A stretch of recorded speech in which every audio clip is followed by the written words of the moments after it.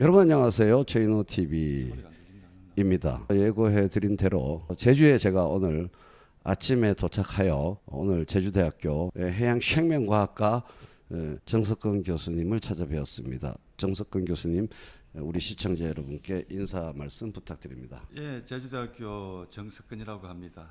저는 수산학 전공하고요. 오늘 최인호 선생님께서 또 멀리 저 서울에서 오셔가지고, 저도 가끔 최인호 TV 보긴 보는데 너무 길어가지고 중간중간 땜땜하면서 5분 정도 보고, 저도 일일한 구독자는 아니지만 그래도 그러셨군요. 구독 신청 다 해놨습니다. 저는 페이스북 친구인 줄로만 생각하고 그건 생각을 못해. 조금 더 이쪽으로 오세요. 이쪽으로. 예. 그래서 우리 좀 더 바짝 붙어가지고. 예. 그래서 최근 이제 우리 최인호 TV의 시민 잡지, 시민 매거진 톱프의 4호에 지금부터 한 몇 년 됐죠? 2년 됐을 거예요. 2년 정도쯤에 일본 해양수산물 안심하고 먹어도 된다라는 제목으로 글을 기고하셨고, 그 인연으로 이제 많은 독자 여러분들도 정석근 교수님을 잘 알고 계시고, 사실 정석근 교수님한테 팬이 별로 없지. 많이 있습니다. 그래도 엄청 많습니다. 지금. 이제 곳곳에 점점이 아주 진한 팬들이 있죠. 예. 근데 이제 대규모의 그런 건 없죠. 예. 근데 이제 사실 대규모의 팬들이 모여 있는 유일한 곳이 이 최인호 TV입니다. 정석근 하면 이제 그 이름 석자를 딱 기억하시는 분들이 최소한 수백 명이 이제 모여 있는 곳은 유일한 여기입니다. 근데 2년 전에 우리가 그 글을 함께 잡지에 실을 때는 미처 예상을 못했는데, 이제 그때 그 정도의 문제인 것으로만 다루었는데, 최근에 후쿠시마 오염수 문제가 온 나라에서 가장 뜨거운 이슈가 되고 말았습니다. 그렇죠. 예. 불행히도. 그래서 여러 과학자들이 있고 100%의 과학자들이 100% 똑같은 의견은 아닙니다. 물론 좀 여러 의견을 들어봐야겠지만, 일단은 미리 이제 결론을 생각하고, 또 너무 날이 선 상태로 이제 방송을 듣지 마시고, 또 지나가다가 이렇게 지금 방송 우연히 보게 되신 분들도 있으실 텐데, 그냥 이게 일이 우회된 건가 한번 보자라는 마음으로 좀 편하게 받아들이시면 저희들도 좀 편하게 이야기를 할 수 있지 않을까. 하여간 어마어마하게 잘못된 어떤 견해와 어마어마하게 잘된 견해 사이의 무슨 천사와 악마 사이의 전쟁으로 이렇게 날썩게 받아들일 필요는 없을 것 같다라는 생각을 개인적으로 가집니다. 어쨌든 최근에 그 국민 여론조사에 따르면, 어쨌든 일본의 후쿠시마 오염수 그 문제에 대해서, 방류에 대해서 우려하거나 반대하는 국민 여론이 압도적으로 80%? 80% 정도 높죠. 그건 정부 일각에서 하는 것처럼 아무 문제 없다라고 쿨하게 완전히 편안하게 생각하시는 국민의 비율은 한 15% 정도인 것 같습니다. 그렇더라고요. 옛날에도 그랬고요. 지금도 10년 전에도 그랬고 지금도 그렇고. 어찌 보면 또 당연한 것 같기도 하고요. 왜냐하면 안심해라 이렇게 말하려면 근거가 많이 필요하잖아요. 근데 불안하다라고 마음을 먹는 데에는 굳이 그 풍부하고 정교한 근거가 필요 없지 않겠어요? 불안을 이제 하는 거는 감정적으로 이렇게 하면 되고, 이제 불안한 걸 이제 없애려면 이제 이성적으로 이제 일이 해야 되니까, 사실 그 사람이 이제 감정의 동물이기 때문에 그런 감정에서 받아가지고 무섭다는 걸 같은 감정으로 우리가 해결을 해줘야 되는데, 그거는 힘들고, 그렇죠. 우리가 이성적으로 이제 과학 같은 걸 이야기하면서 이제 어른이 아이들 달래듯이 해야 되니까. 또 제가 심리적으로 볼 때는 사람으로서의, 어른으로서의, 성인으로서의 의무라는 감정도 작용하는 것 같아요. 즉 우리 자식들에게 혹은 다른 동료 시민들에게 하여간 최대한 안전한 쪽으로 내가 의견을 세팅을 해야 자기의 의무를 방기하지 않는 바람직한 사람으로 사는 것 같다. 이런 것도 좀 있을 것 같아요. 그 이제 명분이죠. 명분인데 그 명분은 저 2차적인 거고, 일단 감정적으로 일단 일본이 싫고 짜증 난다 이 말이죠. 그리고 또 방사능에도 모르고 또 수산도 모르는데 뿌리는데 그냥 먹기 싫다 이 말이죠. 안 먹겠다 이래 하는 기고. 그 일본은 일단은 우리나라는 악마잖아요. 우리나라 하여튼. 그러니까 뭘 해도 얄밉잖아요, 일본은요. 그것도 좋은 것도 아니고 방사능 뿌린다는데 누가 좋아하겠어요, 이거. 그렇죠. 일단 기본적으로 가만히 있어도 미운데 반성까지 방조하겠다는. 안 그래도 기분 나쁜데 더 기분 나쁜 일이다. 이제 시작부터 그래 이제 들어가는 게죠. 거기다가 이제 뭐 중간에 또 선동한 사람까지 있으니까 이거는 뭐 사실 세월이 답이지. 세월이 답이죠. 예, 저도 그렇게 생각합니다. 답이지 뭐 우리가 뭐 조금 바꿀 수 있을지 몰라도. 예. 아주 일부 의견이 바뀌는 사람이 있을지언정 크게 뭐 과학적인 사실을 끈질기게 설득한다고 해서 될 문제는 우리 포기 상태죠. 포기는 안 하고 있습니다. 포기는 안 하는데 이제 일단 나중에 10년 뒤에 또 우리 되돌아봤을 때 그렇죠. 우리가 입 다물고 있었다면 또 욕들을 먹으니까 그래도 목소리는 냈다. 우리가 가만히 직무방기는 한 건 아니다. 그래서 뭐 그 정도는 남겨둬야죠. 그래도. 예. 그래서 어디서부터 이야기를 해야 될지 참 난감하기도 한데 아무거나 먼저 얘기를 해보죠. 제가 이제 원전 오염수 문제에 대해서 다른 의견을 가진 분들하고 이야기를 할 때 첫바따로 하는 게 2011년 동일본 대지진 사태 이후로 지금까지 방류한 방사능 오염 물질의 양이 그것도 정화나 처리를 안 거치고 이미 방출될 물질이 1000배다. 앞으로 방류하겠다고 하는 분량의 이 말을부터 먼저 하거든요. 그 말에 사실 많이 충격을 받는 분들이 많은 것은 사실인 것 같습니다. 아 그렇습니까? 굉장히 놀라죠. 그래서 그때부터 생각을 이제 처음부터 한번 생각을 차근차근 새로 시작하시는 분들도 있고 그런 말을 듣자마자 곧바로 논점 이동을 하시는 분들도 기민하게 논점 이동을 하시는 분들도 있고 그래요. 근데 저 자신도 생각을 이제 해나갈 때 이때까지 1000배가 방류됐는데 지금 앞으로 방류될 게 그거의 1000분의 1밖에 안 되는데 우리는 지금 뭘 하고 있는 거지 이런 생각을 했었거든요. 그럼 일단 또 시비 걸고 싶은 사람은 뭐가 1000배란 말이냐? 이건 시비 걸고 싶은 게 아니죠. 진짜 호기심이 뭐가 1000배가 말이냐? 물이 1000배냐? 뭐가 1000배냐? 이렇게 물으시는 경우도 많아요. 그래서 아주 테크니컬리 엄밀하게 말하면 뭐가 1000배인 거죠? 이제 방사능 물질량을 말하는데 방사물질 여러 가지 핵종이 섞여 있잖아요. 뭐 삼중수소도 있고 한데 그런데 사실 바다에서 그 측정하기 굉장히 힘들어요. 아주 고가 장비를 들여도 워낙 그 양 자체가 작기 때문에 측정하기 힘든데 그 와중에 조금 측정하기 쉬운 게 세슘 137. 거기 조금 측정이 편해요. 세슘이 이제. 그래서 주로 이제 세슘량 가지고 비교를 하는데 세슘 농도를 보면은 이제 2011년 3월 뭐 11일쯤 됐죠. 그때 터졌을 때 이제 그 바다의 그 원전 앞에서 측정한 자료가 있는데 그때 약 한 10만 베크렐이었죠. per 리터당 10만 베크렐은 10만 마이크로 베크렐이 아니고 그냥 바로 10만 베크렐. 10만 베크렐이죠. 요거 감이 없으신 분들이 많을 거예요. 이 베크렐이라는 단위는 제가 알아보니까 이게 마이크로가 안 붙고 그냥 정수 1, 2로 시작하면 어마무지하게 센 겁니다. 어마무지하게 방사량이 어마어마한 거죠. 근데 그게 10만 베크렐이니까 그거는 일단 양이 많았다는 얘기네요. 양은 그냥 보통 때보다 평상시보다 한 5천만 배 정도 높게 나오죠. 5천만 배. 그러니까 원전이 정상으로 운영되고 있을 때에 비해서 세슘 137이 5천만 배 높았다는 얘기고 그거는 이제 방사량 정도 세슘 137의 원래 1g당 베크렐 또 문제련이와 세슘 137의 양 자체가 워낙 많이 나왔기 때문에 10만 베크렐이 나온 거라고 해석하면 되나요? 저 똑똑하죠? 아니 문과 출신이 이 정도까지 과학적으로 질문하면 똑똑한 거야. 양이 엄청나게 많았다. 그리고 세슘 137이 이제 그 정도 배출되었는데 그걸로 미루어 보아 아이오딘이나 뭐 다른 그 핵종들도 함께 비례해서 많이 방출되었을 것이라고 당연히 짐작할 수 있다. 그러면 이제 핵종이 지금 방류하겠다고 하는 핵종의 1000배란 얘기네요. 1000배가 아니죠. 지금 방류하겠다는 거는 지금 0.1도 안 되니까 지금 감지가 안 되고 있거든요. 지금 방류 계획에 뭐 최소 100만 배 이상 높은 있죠.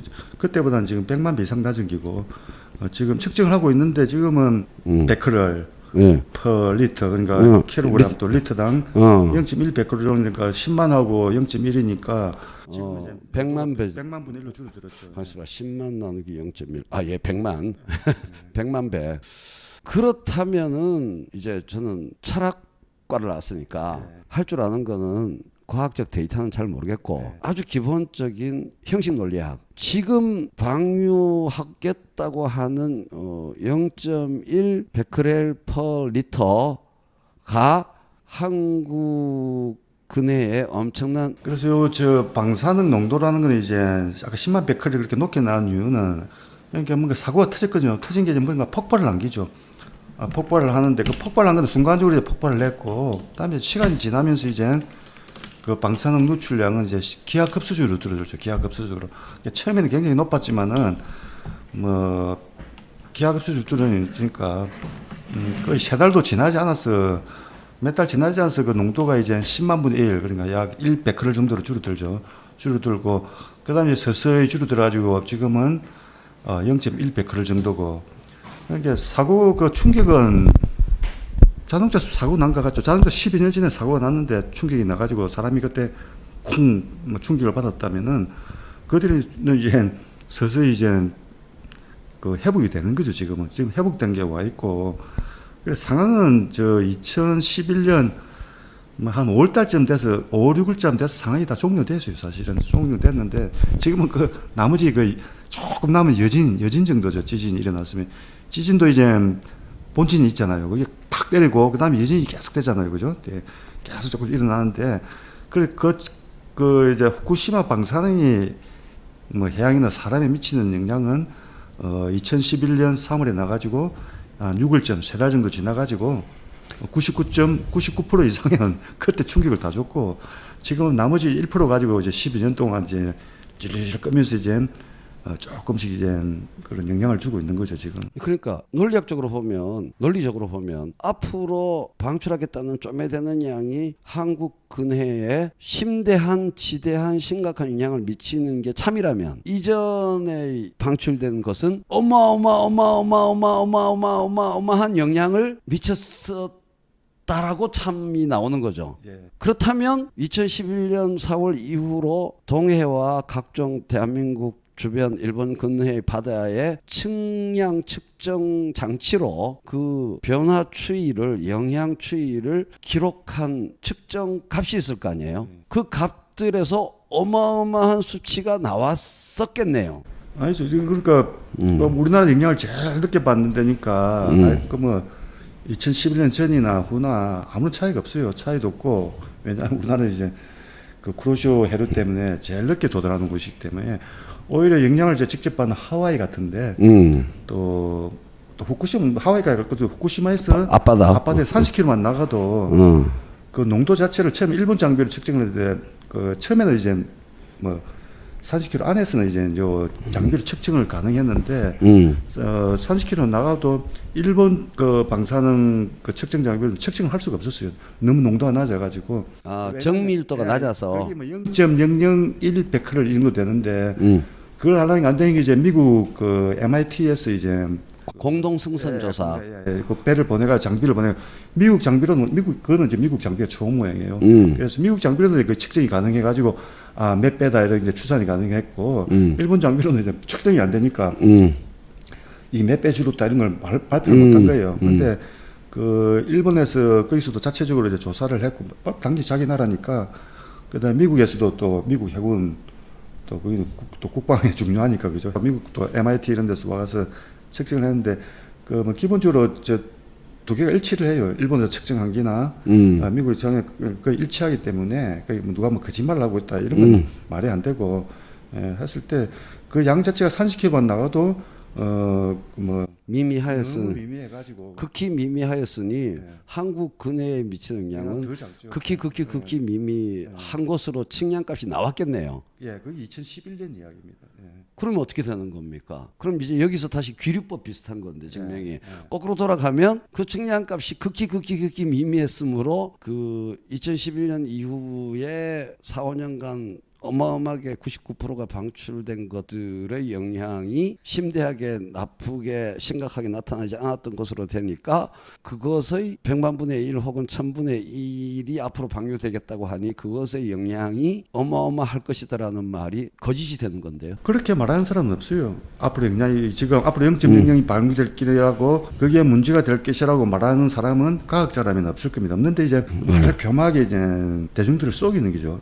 무슨 뭐냐면 이제 일어날 수 없는 일을 대상으로 해가 예를 들어서 뭐 물이 후쿠시마 앞에 물이 방류란 거기 우리나라로 바로 들어갈 수 있다. 우리나라로 저 크로시아에 따라서 뭐 가능성은 충분히 있어요. 많이 있는데 삐져나오는 수계를 얘기하는 거죠. 또 뭐 애국과학자들은 삼중수소가 인간에 미친 영향이 연구가 조사가 제대로 안 돼서 우리가 장담을 못한다. 아니 그러니까 다 가정법을 가지고 이런 가능성이 있다, 이런 가능성이 있다 이런 이야기만 하지 이야기를 안 합니다. 그러면 아까 말씀드렸지 지난 12년 동안 또는 사고나 처음 4달 동안 앞으로 방류량의 최소 1000배 이상이 미리 방류가 됐는데 아무 영향이 없어가지고 그걸 걱정한 건 이해가 가는데 앞으로 방류할 1000에서 비교해서 1000분의 1 정도 최대 잡았을 때 1000분의 1 정도 되는 걸 방류했을 때 오늘 그하고 관계없다 이런 이야기를 하고 시작을 해야 되는데 그걸 빼먹고 삼중수소가 뭐 유기체 유기체 결합을 해가지고 생물 증폭을 일으킨다. 방사능 증폭을 일으킨다. 이론적으로 이야기하는 거죠. 그게 틀린 건 아니에요. 틀린 건 아닌데 그 말 자체는 맞는데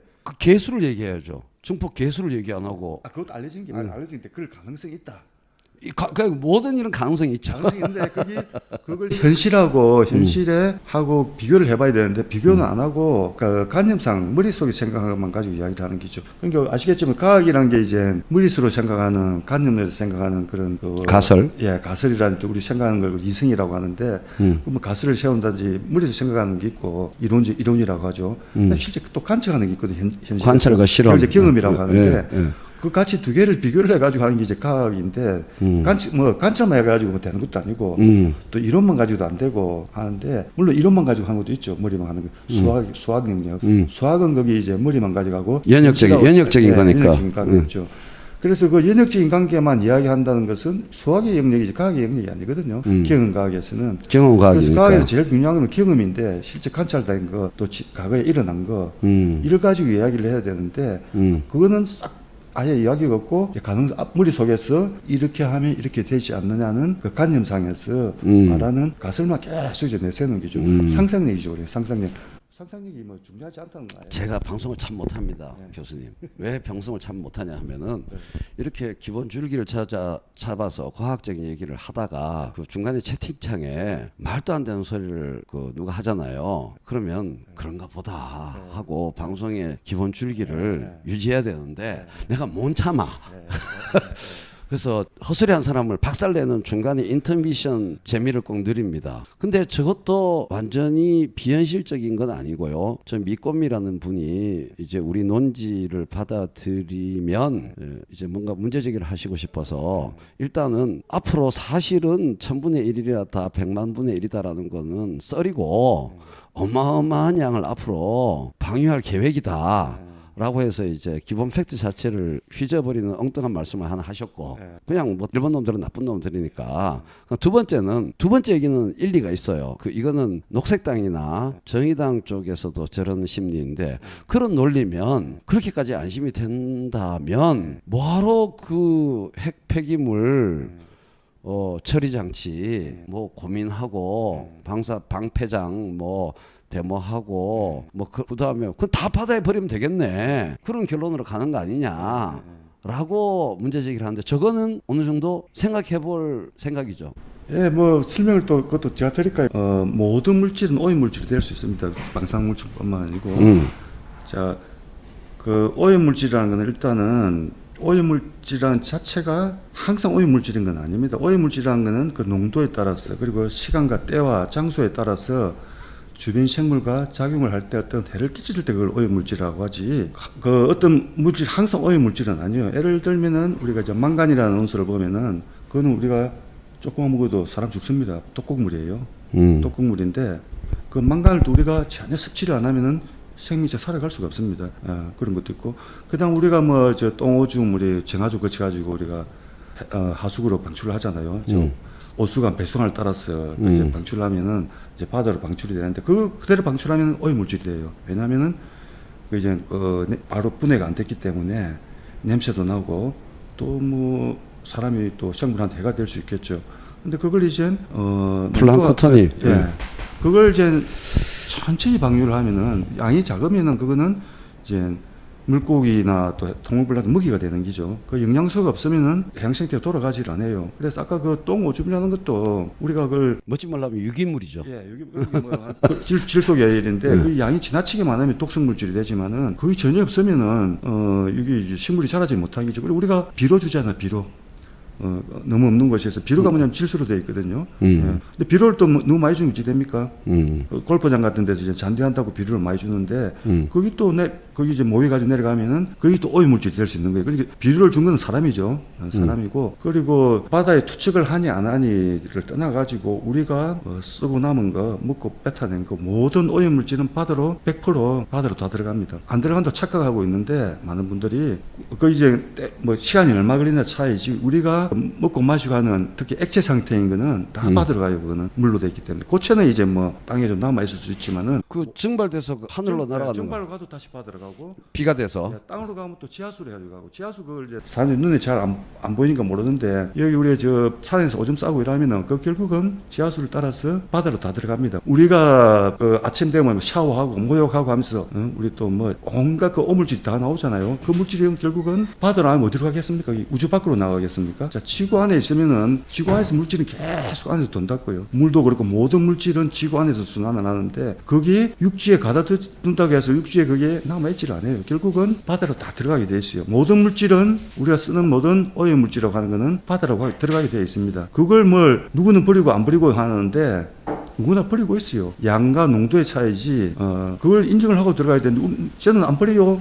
그런 사람 그 사람은 중고등학교 때 과학을 제대로 공부를 안 한 사람이죠. 예.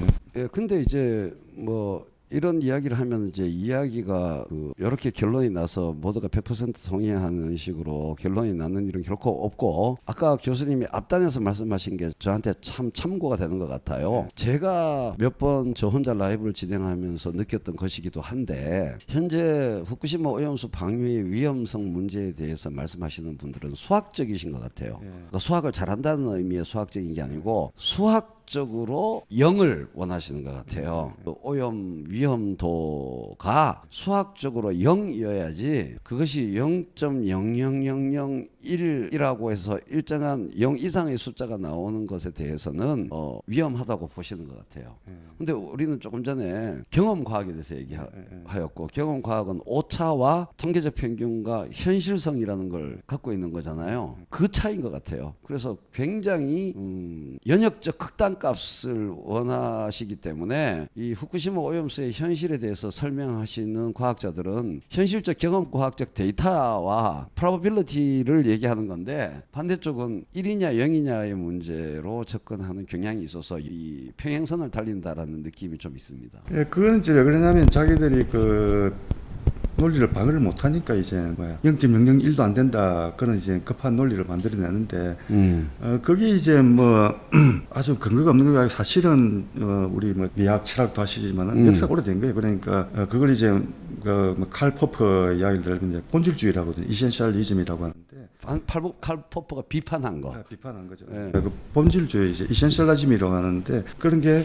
모든 어떤 물질 대상은 그 본성이 있다 이거죠. 본성. 변하지 않는 본성이 있다. 그래 그게 이제 발현돼 나오는 기라고 하는데 이제 거기서는 이제 순수한 뭐 영역이 있어요. 그걸 이제 플라톤은 이데아라고 했고 또 아리스토텔레스도 이제 본성이라는 이야기를 했고 아리스토텔레스 다들 그 중세 철학이 같은데 또 거기 이제 거슬러 가면 이제 기독교로 가면 이제 그 선악설 그러니까 그 뭐랍니까 원죄론 원래는 순수한했는데 아담이 그 뭐 사과를 먹어가지고 타락이 되었다. 거기는 굉장히 이제 플라톤이나 그런 영역이 돼가지고 쭉 내려오는 그런 본질주의라고 하는 게 결국은 뭐 어디로 연결되냐면 우생학으로 연결되거든요. 그러니까 뭐하고 연결된다고?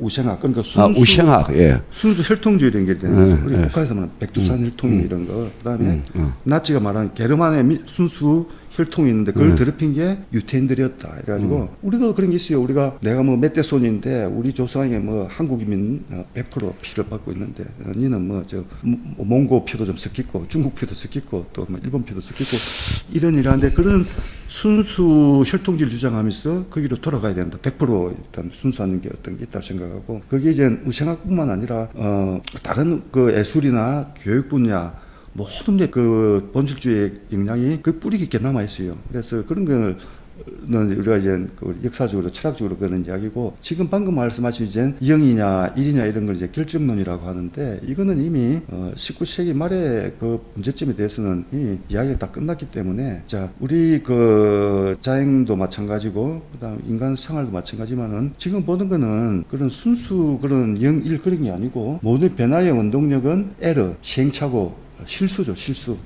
변이라고 하는 거 그게 변화의 모든 그 운동력이지 어떤 내가 순수해가지고 뭐 0, 1 이거는 역사적으로 또 철학적으로 이미 그거는 논쟁에서 진 이야기이기 때문에 지금 앉아가지고 내가 뭐 완전 멸균된 뭐 빵을 먹겠다 또 정유수를 먹겠다 정유수 먹으면 배탈 납니다 깨끗한 물 먹으면 물에 속에는 항상 뭔가 나쁜 것도 들어가 있어야 우리가 사람이 먹고 먹죠. 그래서 우리가 저 이렇게 오셨으니까 그 뭐 삼다수랍니까 우리 예, 제주 삼다수. 그 물 맛을 결정하는 게 뭡니까? 물 자체는 아무 맛이 없잖아요. 그 들어간 온갖 미량원소인데 삼다수. 그 삼다수에 보면 여러분들 그 불순물이죠. 엄밀한 의미에서는 불순물이죠. 제주도 소나 염소 뭐 키우면서 드는 그 뭐 오줌도 다 소량이지만 다 들어가 있습니다. 자, 그런 게 소량이 들어가 있기 때문에 물 맛이 나오는 기지. 그냥 정수만 마시겠다. 배탈 나가지고 사람들 바로 배탈 나요. 예. 또 뭐 알프스산 뭐 어디 뭐 저 무슨 알프스 또 요즘 사오대요. 그 뭐랍니까 그 에비앙? 에비안 이런 것도 노르웨이에서 한 거. 자, 물맛이 차이가 나는 건 뭡니까? 정수로 하면 이제 물맛이 차이가 없겠죠. 거기는 이제 나름대로 눈에서 뭐 또 뭐 흙이 들어가고 토양에 무슨 물질 뭐라는 뭐 요새 천일염, 정제염 얘기도 마찬가지죠. 똑같죠. 예. 천일염에 많은 엄밀한 의미에서 NaCl이 아닌 사실 이제 얘기를 너무 그 후쿠시마 얘기를 집중하지 않고 인간 인식 방법론으로 얘기가 뭔가 인문적으로 좀 넓어지니까 좋네요. 좋은데 지금 요 이야기 지금 후쿠시마 이야기는 이런 깊은 과학도 필요 없고 맞아요. 유치원생은 좀 그랬고 중학교 2학년 수준에서 상식선에서 이야기하는 과학 이야기 안 해도 돼요. 쉽게 이야기하면 일본에서 일어난 일인데 일본 사람들 신경을 써야지 왜 우리나라 간섭을 합니까? 일본보다 그 사회학적으로 좀 이상하네. 이상한 게 아니고 왜냐하면 옛날 조선에서 문제 있을 때 일본들이 전쟁 막 했잖아요. 평일 전쟁이라고 했죠 우리나라에서. 우리나라 문제를 우리가 걱정해야 되는데 지들이 더 많이 걱정해.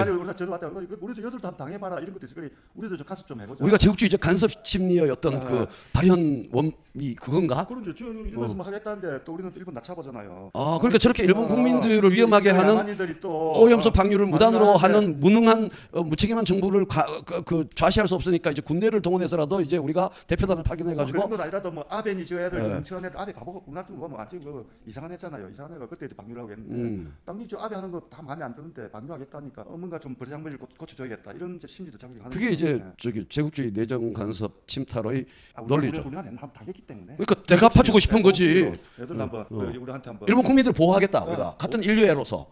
그것까지는 잘 모르겠고요. 한번 그런 일단 심리가 작용하는 거예요. 그래서 이제 한번 여들 짜장면 보자 이제 나오고. 아들이 띠디하다 이거지. 네. 띠디하다 이거지. 보면 일본 애들이 좀 뭐 우리가 보기에는 조금 뭐 모질해 보이잖아요. 국제사회가 뭐 이것도 잘 못하면서 막 발음도 이상하게 하니까 지금 사람 보기 얼마나 쟤들은 좀 모질하네. 와레와레노 에고가 가지고 하니까. 난데스까? 네. 그런 이제 그 낮춰보는 심리가 있기 때문에 전 세계에서 일본을 무시하는 나라는 중국도 아니고 우리나라. 전 세계에서 일본을 무시하는 나라는 우리나라밖에 없죠. 미국도 무시 안 해요. 하와이인데 우리나라 아예 무시하거든요. 그러니까 이제 좀 모질한 애들이 뭘 하겠다니까 일단 못 믿겠더니 나오는 게. 잠깐 죄송합니다. 큐트님이 결론은 방류해도 영향이 없다는 얘기죠. 영향이 있습니다. 수학적인 의미에서는 영향이 있습니다. 제로가 아닙니다. 그런데 경험 과학에서 중요한 것은 유의미한 영향, 그러니까 영어를 제가 좀 써도 되겠습니까? threshold라는 문턱값, 그러니까 기준치라는 말을 요즘 뉴스에서 많이 보시잖아요. 허용 기준치라는 게. 그래서 문턱값 아래의 영향이 있습니다. 그 큐트님의 말을 문법적으로 반박하지 않겠습니다. 영향이 있습니다. 문턱값 아래의 영향이 있습니다. 그것에 대한 태도는 정서적 태도는 본인이 알아서 그냥 결정하세요. 예, 죄송합니다. 예. 아까 뭐 그런 이야기하고 또뭐 예. 아무튼 그런 것 때문에 지금 그만 우리 그 가격이 필요 없잖아요. 이런 정서 문제이기 때문에. 그렇죠. 예, 이건 이제 정서상의 문제이기 때문에 그걸 이제 우리 아까 말씀드린 이제 감정적으로 일어난 문제고 이걸 이제 우리가 이성적으로 이제 이야기를 하려니까 피트가 안 맞는 거예요. 분명히 이 시작은 일본이 나를 다 무시하고 들어가고 시작했는데 근데 이성적으로 들어가 보면은 자, 일본은 뭐 노벨상 그 과학 분야에 노벨상 20개도 탔다든가 우리나라는 뭐 한 개도 안 탔잖아요. 그죠? 그리고 뭐 일본도 반대하긴 반대하는데 뭐 반대하는 것도 평균 때에 반대하는 건데 거기도 뭐 반대해서 자 일본의 그 과학 수준이 우리나라도 높다. 우리나라 국민들보다 그 이야기하면 또 막 친일파니 뭐또 날아오는데 실제 보면은 과학 수준이 우리나라보다 높습니다. 그걸 인정을 하고 들어가야 되는데 그 자체도 인정 안 해요. 과학 수준이 그러니까 높다 해요. 이제 심리적인 얘기를 하면 좀 재미가 있는데 일본 아들이 띠띠하이 그 저기 원전 관리도 잘 못하고 그 동일본 대지진 쓰나미 좀 왔다고 그 수습하는 과정을 보면은 국가 정부 공공기관이 체계적으로 저기 세계에 자랑할 만한 최선의 방어를 한 것도 아니고 민영화된 도쿄 전력에서 얼레발레 막 그 잘못을 감추고 관료주의가 막 대조직에서 팽배하고 해가지고 소미로 막을 걸 가래로 뭐 이렇게 해가지고 온데방데 막 얼레벌레 해가지고 저기 오염 물질도 엄청나게 방류되고 그리고 그렇게 했던 과정에 대한 책임성 문제도 막 서로 미루고 야 아들이 하는 지지번이 디디하고 믿을 수 없는데 금마들이 이번에 그 터널을 만들어 갖고 오염수를 방류하겠다고 하니 금마들 말을 믿을 수가 없는 거죠. 능력과 의도 모두에 있어서 믿을 수가 없다 이렇게 생각하시는 거 맞지요? 지나가시던 시청자 여러분 맞지요? 그렇기 때문에 이제 그 어떤 디테일한 데이터와 팩트를 얘기해도 그게 안 들어오는 거죠. 또 실제 일본이 띠띠란 게 맞아요. 제가 뭐 잘 아시겠지만 자 사고가 났을 때 사실은 이제 자연재해죠. 처음에는 쓰나미가 몰고 그걸 어떻게 방어를 합니까? 지진에 시나미 우려 힘을 하지 못한 그런 큰 쓰나미가 밀려왔는데 자 그까지는 자연재해예요. 근데 그렇다고 자연재해 핵발전소라는 게 다 준비를 해놨는데 그러니까 설계를 잘못해가지고 발전소가 침투를 해가지고 냉각수가 이제 시키지 못했잖아요. 보타 고장이 나가지고. 자, 그 퍼내는 걸 못했다 아닙니까? 솔직히. 그러면 그 와중에 이제 어찌 됐냐면 이제 그 냉각수는 모터는 작동 안 되고 이제 물을 못 꺼주니까. 그래서 그 원전이 그때 보면 이제 1호기가 있었잖아요. 그게 이제 그 냉각수를 못 시키니까 물 공급을 못 하니까 이제.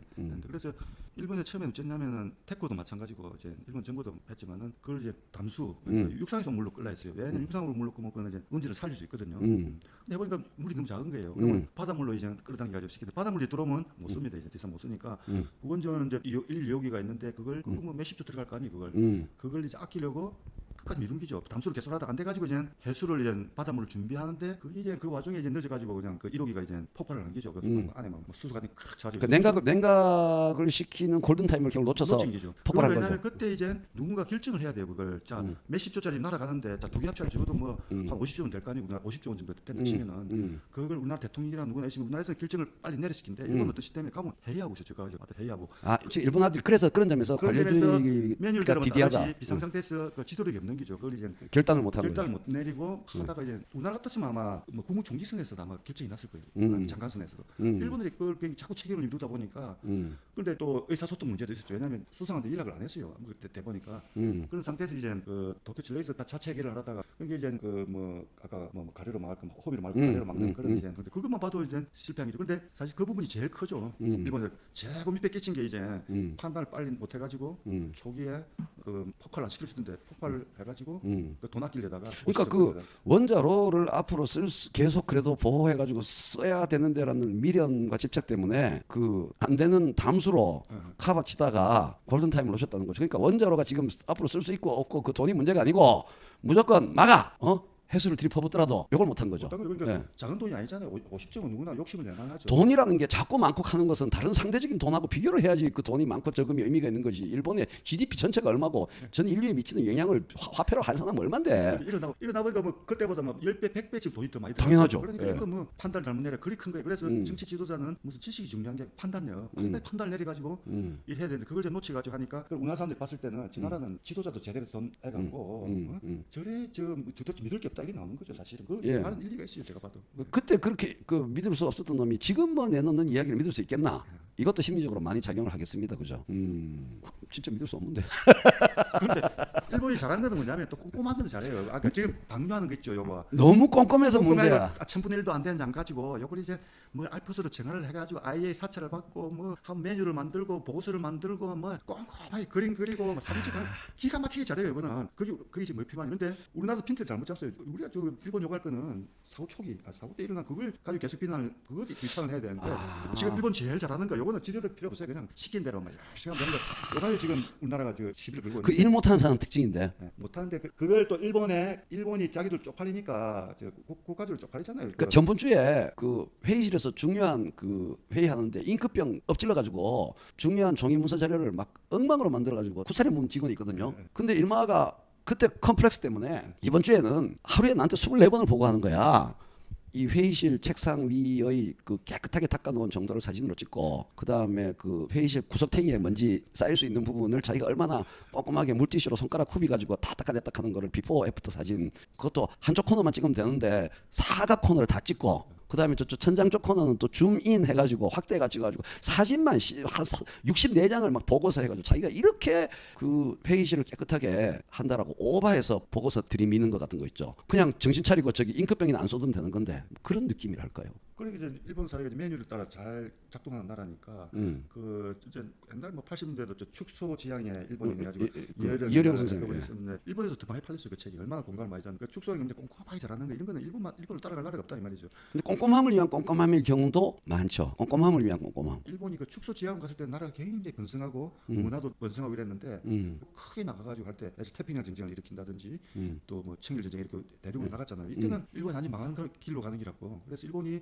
2차전 끝나서 반대쪽 쪽으로 가가지고 이제 아주 꼼꼼하게 아주 카메라 만들고 또 자동차 만들고 이런 거 할 때는 일본이 굉장히 잘 나갔다 이 말이죠. 예. 잘 나갔는데 뭔가 작은 꼼꼼하게 이런 걸 잘하는데 그걸 크고 하면 이제 나라가 망한다 이 말이죠. 그래서 후쿠시마 사고도 큰 맥락에서 일본이 완전 망한 거예요. 망했는데 지금 이제 뒤처리하는 거 꼼꼼하게 하는 게 오늘 잘하고 있어요. 잘하고 있는데 이걸 지금 우리나라에서 지금 이제 계속 태클을 걸고 있는데 일본이 제일 잘하는 거예요. 이거는 이제 태클 볼 필요는 없는데 우리나라는 이제 그런 자세한 내막을 그러니까 모르니까 자기들이 지금 일처리를 잘하고 있다는 거 자랑하려고 하는 거예요. 그러니까 쉽게 말하면 짐소봉대죠. 그러니까 지금 하고 잘하고 있다는 거. 줌인해서 보도록 유도하는 거네요. 줌아웃 하면 얼마나 큰 사고 친가 요거는 이제 대충 넘어가 버리고 지금 앞으로 그 1%도 안 돼. 0.1%도 안 되죠. 그러면 요거 우리가 이렇게 국제 규약에 맞춰 가지고 우리 최신 알프스 뭐 자체로 개발한 정화 장치를 이용해 가지고 그것도 꼼꼼히 40년 동안 방조하게 30년 동안 앞으로 강구하겠다 이 말이죠. 40년 동안. 이걸 이제 전 세계에 보여주는 거예요. 아, 요거 컴플렉스로 설명할 수 있구나. 매크로적인 대참변을 일으킨 책임을 마이크로적인 꼼꼼한 성실함으로 깜프라치 하겠다는. 이 말이죠 지금.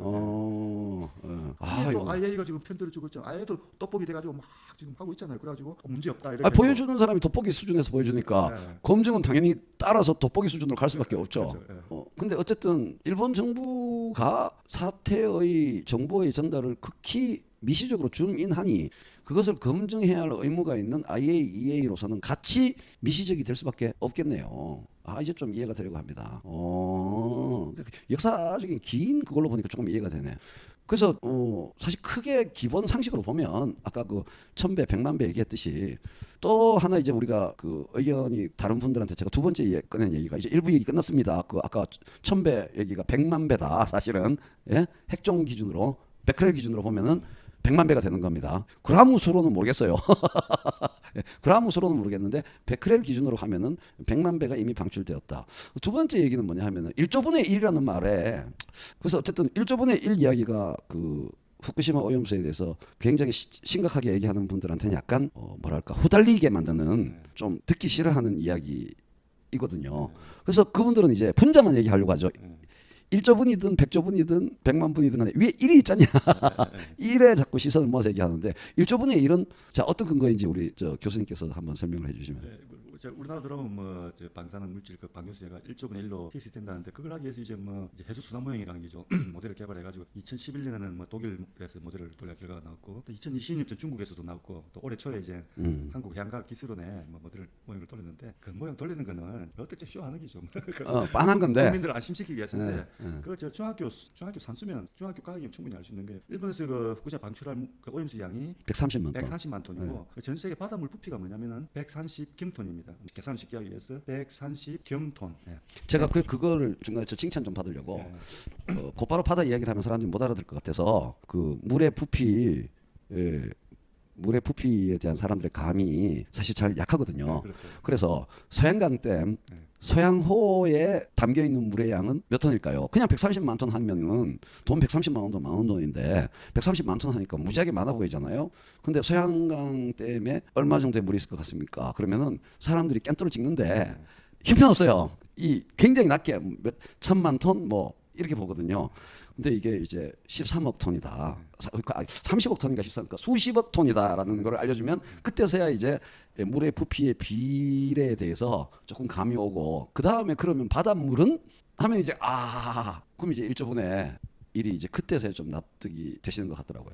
소양강 물하고 비교해도 몇 분의 1이죠. 30억 분의 130만이니까 뭐 아주 적은 양이죠. 그래서 1조분의 1이다. 바닷물하고 130만 톤이 1조분의 1이라는 말씀이신 거죠, 결국. 그 비율이 이제 바닷물하고 북극신의 방류이 130만 톤이라는 거고 그걸 이제 비율로 나누면 1조분의 1이 되죠. 네. 자, 그러면은 이제 그 사실이 무의미하게 이제 130만 톤의 숫자가 미미하게 보이는 것이 싫은 분들은 두 번째로 무슨 얘기를 하느냐면 거기서 2-1로 빠져나오는 얘기가 국물이 고르게 그 전 세계에 바닷물에 희석되는 게 아니고 거기에 여러 해가지고 두 가지죠, 두 가지. 그 물이 여러 빠져나와가지고 수계가 하필이면 진한 수계가 그죠? 진한 수계 아니겠어요? 진한 수계가 이렇게 해가지고 한국 바다로 올 가능성을 배제할 수 없지 않느냐? 맞거든요. 맞죠? 배제할 수는 없습니다. 그럴 가능성이 빵이다라고는 말할 수 없어요. 두 번째는 방사능 증폭이죠.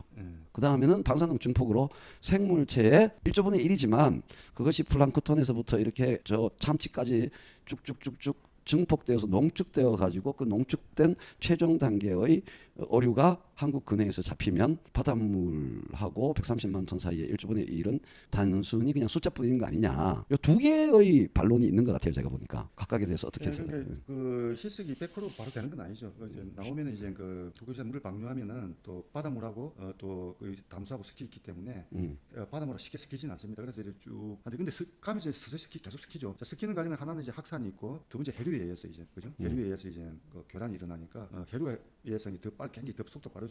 그걸 하는데 휘젓는다는 거죠, 말하자면. 네, 그걸 하는데 그런 걸 지적하는 게 일반인들뿐만 아니라 우리 해양학 전공한 사람도 지적해요. 제가 이런 이야기를 하면 완전히 희석이 된다 가정을 하면은 이런 이야기를 하면 완전히 희석이 안 된다. 뭉태가지고 서식이 된다 그래가지고 뭐 바다에 더 침전이 될 수도 있고 또 뭉퉁그로 돼가지고 이런 그죠. 그 세 번째 얘기입니다. 그거는 이제 심층수 다루고 뭐 이런 얘기 하면서 뭉칠 달수 있는데 그거는 맞아요. 맞는데 그걸 우리가 무시하는 게 아니고 근데 태평양이나 큰 스케일로 가면은 아까 30km 또 100km에서는 그게 이야기가 되는데 그게 이제 범위가 넓어지면은 이제 1000km를 가면은 그 이제 희석이 다 되는 거예요. 그러니까 물론 특별한 농도가 빨리 해소되지 않는 진한 수계론이라는 것도 일정 스케일 안에서만 이야기되어 줄 수 있다.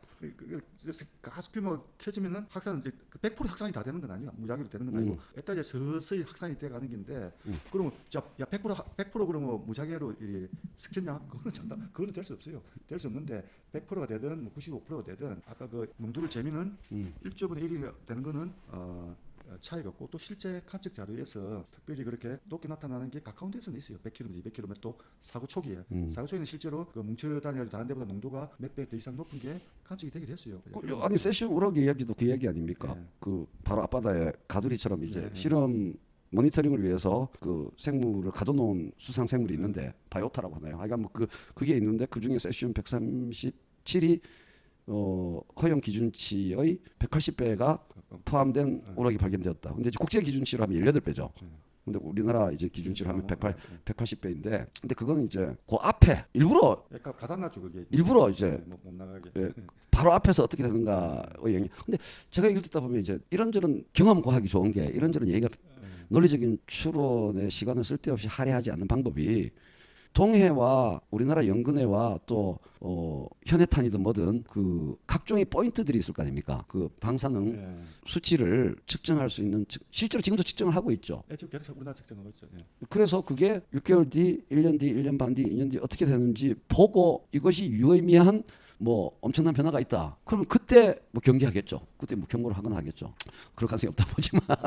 그 이제 관측망에 대해서 이야기하면은 근데 미국 거 같은 원래 그 측정 같은 거 이제 미국이 잘하잖아요. 또 예. 그러니까 그래서 저 사고초기 날 때 우리나라 가서 뭐 조사를 했습니까? 미국에는 바로 MIT에서 그 세계를 관장하는 국가니까. 그 전에 미국 해군이 제일 먼저 들어갔잖아요. 자위대보다 미국 해군이 먼저 들어갔어요. 그 구호 활동 펼친다고. 또 너무 급하게 들어가지고 또 방산 피폭이 일어나가지고 그 무슨 한국 로널드 레이건 합니까? 음. 한 70명 정도 빗보이다 한 명이 결국 죽었어요. 음. 너무 성급하게 들어가지고 그만큼 일본 정부보다 더 빨리 대응한 게 미국이 더 빨리 대응을 했죠. 그 사고 났을 때 또 오키나와 문제도 있고 하니까. 그러니까 미국에서도 그 자국 안전에 대해서는 어느 나라보다 습니다. 우리나라에 뭐 가서 뭐 조사도 안 했지만 미국은 바로 가서 조사했잖아요. 그리고 그 하와이부터 태평양 간측망이 있으니까 간측망으로 방사능도 계속 측정을 했어요. 근데 그걸 2014년에 더 이상 측정하지 마라. 뭐 더 이상 의미가 없다. 왜냐면 농도 너무 많이 내려가 뭐 아무 의미가 없는 숫자로 내려가니까 이건 뭐 간측해봤자 시간 낭비, 돈 낭비니까 2014년에 중단했어요. 더 이상 측정을 하지 말았고. 근데 우리나라는 지금 12년 지났는데도 아직도 지금 이제 뭐 적접수를 더 늘리고 일하고 있는데. 이게 돌다리도 두들겨 보라 속담에 10의 35승 케이스죠. 뒷북을 치고 있습니다. 뒷북을 치고 있는데 뭐 그래도 국민들이 불안하는데 어떻게 일단 달려야 되니까 뭐 미국은 저랬다면 그 말이 통합니까? 미국은 일본 편 아니냐 이래가지고 또 다음부터 뭐 말이 안 먹히니까 그렇게 가고 있어요 지금. 예. 믿기 싫은 사람을 뭐 저기 그랬어. 그럴 방법은 그리고 싫어요. 자꾸 믿게 하면 자기들 알서 그 방사능은 위험하다. 이건 방류해서 안 된다. 이 자기 신념이 사람이 있거든요. 왜냐하면 이 지난 40년 동안 자기가 배워온 거 또 아주 감정적으로 자기 신념이 워낙 확고해가지고 방사능은 바다로 방출하면 안 돼요. 이게 자기 하나 신념이 아니고 자기의 인생 목적이 되는 거예요. 이게. 삶 그 자체. 삶 자체인데 이걸 아니라고 하면은 자기 존재 자체를 부정하는 일인데 화를 낼 수밖에 없죠. 그거는 사람들이 그걸 많이 받아들이려면은 어떤 이걸 뭐랍니까 그걸 인생을 성불일지 부정하는 건가? 예, 인지 부조화랍니까? 코그니티브 레저넌스 영어로 하는데 사람이 생존 못해요. 자기 삶의 의미 자체를 부정하는 거기 때문에 자 이런 때는 그냥 모든 사람은 모든 걸 밖에서 하는 걸 부정하게 되는 거예요. 그건 방기작용 작용을 해요. 왜냐하면 사람은 뭔가 살아가려면 뭔가 목적이 있고 뭔가 믿음이 있고 살아가지고 그걸 부정을 해버리면은 자기가 죽으라 소리는 거예요. 자기 죽으라 소리예요. 그래서 그런 분들은 우리가 해도 바꿀 수 없어요. 그거는 그냥 사람들이 자살해버리고 그거는 생이 오준치 않아서 그렇게 인간에 대한 깊은 이해의 사실은 해야지. 바탕을 그거 두고 뭐 계시는 쓸데가 아니고 자연과학자님의 이러면 말씀을 듣고 됩니다. 계십니다.